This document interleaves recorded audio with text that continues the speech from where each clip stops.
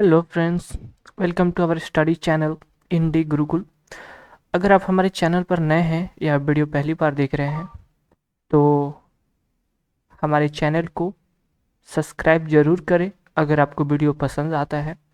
और इस तरह की वीडियोस पाने के लिए बेल आइकन को भी प्रेस करके आप रख लें ताकि हमारे द्वारा कोई भी वीडियो अपलोड किए जाने पर आपसे मिस ना हो। तो आज के इस वीडियो में कुल होंगे 11 क्वेश्चन, जिसमें से आपको बताने हैं कुल 5 सही क्वेश्चन। तो चलिए हम लोग बिना किसी देर किए आज का वीडियो हम लोग स्टार्ट करते हैं। तो आज का पहला वीडियो है वो है कि हाजीपुर जो कि बिहार में स्थित है किसके लिए जाना जाता है। तो इसका सही जवाब है फल संस्करण। ऑप्शन नंबर सी क्या है, सही है। जो हाजीपुर है, हाजीपुर में फिलहाल में 1 अक्टूबर 2002 में, हाल में नहीं 2002 में पूर्व मध्य रेलवे का पूर्व मध्य रेलवे का मुख्यालय घोषित किया गया है।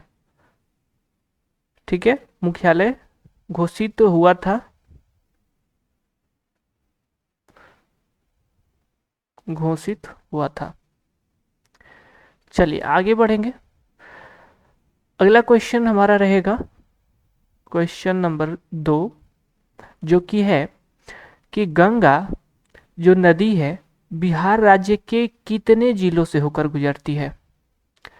ये काफ़ी इंपॉर्टेंट क्वेश्चन है और ये काफ़ी बार एग्जाम्स में पूछा भी जा चुका है। तो इसका सही जवाब है ऑप्शन नंबर सी 12। तो 12 कौन कौन सी हैं। तो पहला जिसमें आता है बक्सर। ठीक है, बक्सर। एक और सवाल आता है कि गंगा नदी जो है बिहार में किस जिले में प्रवेश करती है। यूपी से होने के बाद बिहार के बक्सर जिले में प्रवेश करती है। बक्सर के बाद जो है भोजपुर जिला। ठीक है, भोजपुर, इसके बाद सारण से भी होकर बहता है, पटना, वैशाली, वैशाली के बाद आ जाएगा समस्तीपुर। ठीक है, समस्तीपुर, बेगूसराय, मुंगेर, खगड़िया। इसको याद रखने का एक तरीका है कि आप जो है कटिहार मैप में बेहतर पकड़ बनाएं। मैप में सभी जिलों का लोकेशन आपको ध्यान में होना चाहिए। ठीक है, तभी इस तरह के सवाल को, ये सवाल जो है याद करके होने वाले नहीं है।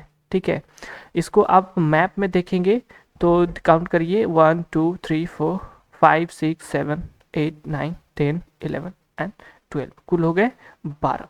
तो चलिए हम लोग अगले क्वेश्चन की तरफ बढ़ेंगे। अगला क्वेश्चन, क्वेश्चन नंबर 3, निम्नलिखित में से किस राजा ने पाटलिपुत्र शहर बसाया था।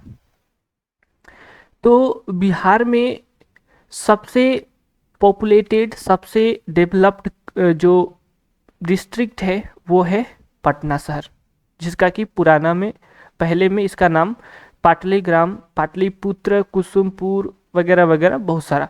अभी फिलहाल में इसको हम लोग पटना के नाम से जानते हैं। ठीक है, और पटना में डॉल्फिन संस्थान संशोधन जो है खुला हुआ है। ठीक है, आप सभी को पता होना चाहिए। डॉल्फिन जो कि बिहार की राष्ट्रीय जलीय राष्ट्रीय जीव है, राजकीय जीव बोल सकते हैं। ठीक है, राजकीय जलीय जीव है डॉल्फिन। तो उसका शोध संस्थान का जो केंद्र है वो पटना में खुला हुआ है। तो इस शहर को किस शासक ने बसाया था। ठीक है, तो इसका सही जवाब है उदयन। ठीक है, उदयन का जो है एक नाम है कुणिक। ठीक है, इसके पिता थे अजातशत्रु। ठीक है, जो कि ऑप्शन नंबर 2 में दिख रहे हैं, अजातशत्रु। कुणिक जो है अजातशत्रु की हत्या करके ये गद्दी पे बैठा था। और अजातशत्रु भी अपने पिता राजा बिम्बिसार को, ठीक है, बिम्बिसार की हत्या करके भी, ये भी जो है बिम्बिसार की हत्या करके राजगद्दी पे बैठा था। और इसकी हत्या करके तो ये जितने जो शासक हैं ये सारे के सारे पितृहंता हैं, ठीक है, पिता को मार के गद्दी पे बैठने वाले। तो ये सवाल जो है पूछा भी जा सकता है। ये सभी राजा जो है हर्यक वंश के हैं,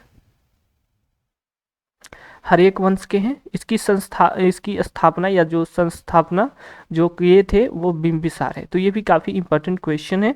चलिए, और ये कहाँ पर शासन करते थे? तो मगध, ठीक है, मगध। चलिए अगला क्वेश्चन बढ़ेंगे, क्वेश्चन नंबर 4, जो कि आपको यहाँ पे देखने को मिल रहा है कि जो मनुष्य है, मनुष्य का जो खून, उसकी शुद्धिकरण की एक क्रिया होती है, जिसके प्रक्रिया स्वरूप खून में जितनी भी अशुद्धि या हानिकारक या विषैली पदार्थ होती हैं उसको मल द्वार या फिर मूत्र के मार्ग से बाहर की ओर निकाल देता है, पसीने के माध्यम से निकाल देता है, ठीक है। और जो यूज़फुल होती हैं, जो शरीर के विकास में मदद करती हैं, उसको बनाए रखता है। तो इस प्रक्रिया को हम लोग क्या कहते हैं? तो इसका ऑप्शन नंबर ए सही है, डायलिसिस। डायलिसिस को हम लोग हिंदी में अपोहन क्रिया भी कहते हैं, ठीक है, अपोहन क्रिया। और ये होती कहाँ पर है? तो ये होती है हमारे वृक्क में, ठीक है। वृक्क में ये काम होता है जहाँ पे शुद्धि और अशुद्धि को छांटा जाता है या वहाँ से पृथक किया जाता है। चलिए, अशुद्धि के तौर पे जो है आपका, जैसे कि यूरिया हो गया, यूरिन एसिड हो गया, और भी जो है विषैली चीज़ें होती हैं जो कि शरीर से बाहर निकालना अति आवश्यक है। कई बार होता है कि जो है वृक्क खराब हो जाने की वजह से ये क्रिया जो है बाहर में करवानी पड़ती है, ठीक है। तो एक डायलिसिस मशीन आता है, तो उससे भी ये क्रिया होती है। चलिए हम लोग आगे बढ़ेंगे। अगला क्वेश्चन है कि जो है पहाड़ी चोटी, ठीक है, पहाड़ी चोटी सैंडल पीक कहाँ पर स्थित है ये बताना है। तो सैंडल पीक ये जो है भारत में स्थित है। भारत में कहाँ पर? तो अंडमान निकोबार द्वीप पर। और अंडमान निकोबार द्वीप जो है वहाँ पर जो उत्तरी अंडमान द्वीप है, जो उत्तरी सीमा है, वहाँ पर 771 मीटर की इसकी कुल हाइट है। और ये जो पीक है वो नेशनल पार्क से घिरा हुआ है, ठीक है, नेशनल पार्क से घिरा हुआ है। चलिए आगे बढ़ेंगे। अगला क्वेश्चन नंबर हमारा रहेगा 6, कंचनजंगा, जो कि भारत में सबसे ज़्यादा ऊंचा माना जाता है, ठीक है। एक और है कंचनजंगा राष्ट्रीय। देखिए कंचनजंगा एक हमारा जो है चोटी भी है, जो कि जिसको कि हम लोग K2 बोलते हैं, काराकोरम K2, ठीक है।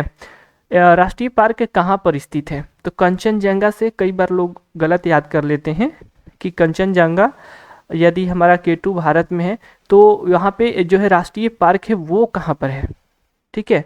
तो कई लोगों को नहीं पता होता है। तो ये जो है सिक्किम इसका सही जवाब है, ऑप्शन नंबर सी। एक और है माउंट एवरेस्ट। तो माउंट एवरेस्ट जो है एवरेस्ट, ठीक है, एवरेस्ट, इसकी कुल लंबाई जो है 8,884, ठीक है, मीटर है। तो ये जो है नेपाल में है, ठीक है, ये भारत में नहीं है, ये नेपाल में स्थित है। और नेपाल के लोग इसको सागर माथा बोलते हैं, सागर माथा। इस चीज़ को आप लोग ध्यान में रखेंगे।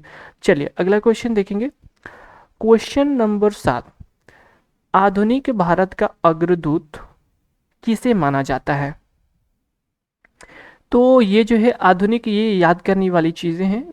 भारत का अग्रदूत, आधुनिक भारत का अग्रदूत किसे कहा जाता है? तो इनको कहा जाता है राम मोहन राय जी को, ठीक है। राम मोहन राय को राजा की उपाधि जो है अकबर ने दी थी, ठीक है। आगे बढ़ेंगे। अगला क्वेश्चन नंबर 8, भारतीय संविधान में जो समवर्ती सूची है समवर्ती सूची की जो संकल्पना या फिर बोल सकते हैं समवर्ती सूची की जो नीति निर्देशक तत्व है, समवर्ती सूची की संकल्पना किस देश के संविधान से ली गई है? समवर्ती सूची के साथ जो है नीति ये जो है अलग ली गई है, ठीक है, सॉरी वो अलग ली गई है। तो चलिए हम पहले उसको देख लेते हैं कि कौन कौन सी चीज़ें कहाँ से ली गई है, इस पर हम लोग एक नज़र डालते हैं। मलेशिया से तो बिल्कुल भी नहीं ली गई है। अमेरिका से जहाँ तक बात करें तो अमेरिका से हमारा जो है मौलिक अधिकार लिया गया है, ठीक है, मौलिक अधिकार, फंडामेंटल राइट्स मुख्य तौर से। और भी इससे बहुत सारी चीज़ें ली गई हैं, जैसे कि आपका संविधान की सर्वोच्चता होनी चाहिए, न्यायपालिका को भी स्वतंत्र रखना चाहिए, निर्वाचित राष्ट्रपति होना एवं उस पर महाभियोग कैसे लगेगा, उपराष्ट्रपति की संकल्पना, उच्चतम एवं उच्च न्यायालयों के न्यायाधीशों को हटाने की जो विधि है या फिर जो वित्तीय आपातकाल है वो सभी यूएसए से ली गई है, यूएसए की संविधान से ली गई है, ठीक है। आयरलैंड की बात करें तो आयरलैंड से हमारे नीति निर्देशक जो तत्व हैं, ठीक है, नीति निर्देशक तत्व मुख्य तौर से और भी इससे ली गई है काफ़ी चीज़ें, जैसे कि राष्ट्रपति के निर्वाचन मंडल की व्यवस्था, राष्ट्रपति द्वारा राज्यसभा में साहित्य, कला, विज्ञान व समाज सेवा इत्यादि में क्षेत्र में ख्याति प्राप्त व्यक्तियों का मनोनयन, ये जो है आयरलैंड से लिया गया है। और जहाँ के अगला जो है ऑप्शन की बात करें ऑस्ट्रेलिया, तो ये हमारा सही जवाब है, समवर्ती सूची जो है ऑस्ट्रेलिया से ली गई है।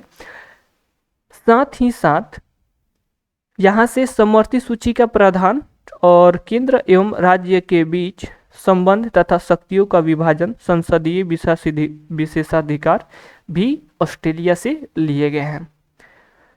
और भी कुछ चीज़ें हैं जैसे कि ब्रिटेन, तो ब्रिटेन से संसाधन जो है संसदात्मक प्रणाली को लिया गया है, एकल नागरिकता एवं विधि निर्माण प्रक्रिया ब्रिटेन से लिया गया है, ठीक है। इसके बाद देखेंगे जर्मनी, तो जर्मनी से हम लोगों ने आपातकाल के प्रवर्तन के दौरान राष्ट्रपति को मौलिक अधिकार संबंधी शक्तियाँ कौन कौन सी होनी चाहिए वहाँ से ली गई हैं। कनाडा से संघात्मक विशेषताएं ली गई है कि किस तरीके से भारत एक राज्यों का संघ होगा, ठीक है। यहाँ पर राज्यपाल की नियुक्ति के विषय प्रक्रिया, संघ एवं राज्य के बीच शक्ति विभाजन यहाँ से ली गई, ठीक है। और दक्षिण अफ्रीका से जो है साउथ अफ्रीका से लिया गया है संविधान संशोधन की प्रक्रिया, जो कि आगे में देखेंगे। तो रूस से जो है मौलिक कर्तव्यों का प्रावधान लिया गया है और जापान से विधि द्वारा स्थापित प्रक्रिया ली गई है। तो आई थिंक इससे संबंधित काफ़ी जो है ज़्यादा इन्फॉर्मेशन हो गया। तो चलिए हम लोग अगले क्वेश्चन की ओर बढ़ेंगे। अगला क्वेश्चन है कि भारत का कौन सा राज्य, ठीक है, कौन सा राज्य सर्वाधिक राज्यों के साथ अपनी सीमा साझा करता है। तो ये भी काफ़ी इम्पॉर्टेंट क्वेश्चन है जो कि कई बार पूछा गया है एग्ज़ाम्स में, हर तरह के एग्ज़ाम्स में पूछे जाते हैं, रेलवे हो जो है यूपीपीएससी हो, बीपीएससी हो, बीएसएससी, एसएससी, यानी कि हर तरह जो है ये जो है सवाल देखने को काफ़ी मिलता है। तो यहाँ पे जो उत्तर प्रदेश जो है इसका सही आंसर है ऑप्शन नंबर बी, और ये 8 राज्यों के साथ प्लस में एक केंद्र शासित राज्य जो कि नई दिल्ली के साथ भी साझा करता है। तो यहाँ पे देखेंगे कि 8 राज्य कौन कौन से हैं, ठीक है। तो 8 राज्यों की सूची में पहला है आपका उत्तराखंड, हिमाचल प्रदेश, इसको शॉर्ट में हम एचपी लिख देंगे, हरियाणा, तो HR हरियाणा। इसके बाद राजस्थान हो जाएगा, राजस्थान को RJ शॉर्ट लिखते हैं, मध्य प्रदेश हो गया। फिर छत्तीसगढ़ हो गया, इसको हम लिख लेते हैं छत्तीसगढ़, ठीक है। इसके बाद झारखंड हो गया, इसके बाद बिहार, और यहाँ पे हमने क्या करा, न्यू दिल्ली, ND शॉर्ट में डालते, ठीक है। अगले क्वेश्चन की ओर बढ़ेंगे और यहाँ पे देखेंगे एक और चीज़ इसमें भी हम देख लेते हैं, सर्वाधिक वनों का जो अनुपात, या बोल सकते हैं सर्वाधिक वन जो है आच्छादित जो क्षेत्र हैं वो है मध्य प्रदेश। यानी कि मध्य प्रदेश में सबसे अधिक वृक्ष पाए जाते हैं, वहाँ पे ज़्यादातर जो है स्थान वृक्षों से घिरा हुआ है। ठीक है, उत्तर प्रदेश की जनसंख्या बहुत ज़्यादा है, प्लस में जनसंख्या घनत्व यहाँ का बहुत तो नहीं बोलेंगे, लेकिन जनसंख्या है। ठीक है, सबसे ज़्यादा जनसंख्या घनत्व बिहार की है। क्षेत्रफल की दृष्टि से राजस्थान सबसे बड़ा स्टेट है, और जनसंख्या की दृष्टि से उत्तर प्रदेश सबसे ज़्यादा गरीब और शिक्षा में पिछड़ा हुआ है हमारा बिहार। ठीक है, तो आगे बढ़ेंगे। कुछ इंपॉर्टेंट क्वेश्चंस थे इससे बनने वाले, तो वो भी हमने बता दिया, डिस्कस कर लिया। चलिए, एशिया का पहला डॉल्फिन शोध संस्थान किस शहर में स्थापित किया गया है? तो इस क्वेश्चन को हमने थोड़ा पहले भी डिस्कस करा हुआ था, अगर आपको याद हो तो इसका ऑप्शन नंबर सी पटना बिल्कुल सही आंसर है। पटना में डॉल्फिन शोध संस्थान क्यों खोला गया? क्योंकि बिहार की राजधानी पटना है। ठीक है, सबको पता है बिहार की राजधानी पटना है, और बिहार का राजकीय जलीय जीव है डॉल्फिन, जो कि गैंगेटिक डॉल्फिन है, तो इसलिए वहाँ पे शोध संस्थान जो है खोला गया है। चलिए अगले क्वेश्चन की ओर बढ़ेंगे, क्वेश्चन नंबर 11, और इस वीडियो का ये आखिरी क्वेश्चन है। भारत और पाकिस्तान के बीच सीमा जो साझा होता है, उसके सीमांकन के लिए 1947 में सीमांकन आयोग बनाया गया था। सीमांकन आयोग की अध्यक्षता उस समय किसने करी थी? ठीक है, तो इसका अगर आपको पता हो तो सही जवाब होगा इसका option number A, sir Radcliffe. ठीक है, और एक चीज़ अगर आपको बता दें कि भारत और चीन के बीच, भारत और चीन के बीच सीमा को क्या कहा जाता है? तो उसे कहा जाता है मैकमोहन। ठीक है, कौन सा? मैकमोहन। तो चलिए हम लोग अगले की तरफ बढ़ते हैं, आगे की तरफ। तो यहाँ पे ये लास्ट, जैसा कि हमने बोला था कि लास्ट सवाल है। तो अगर आपको ये वीडियो अच्छा और इन्फॉर्मेटिव लगा हो तो आप हमारे चैनल को सब्सक्राइब कर सकते हैं, और इस तरह के नोटिफिकेशन पाने के लिए और अच्छा अपना नॉलेज बढ़ाने के लिए आप हमारे साथ जुड़े रह सकते हैं। तो मिलते हैं आप सभी से एक नए वीडियो में, तब तक के लिए thanks for watching and take care.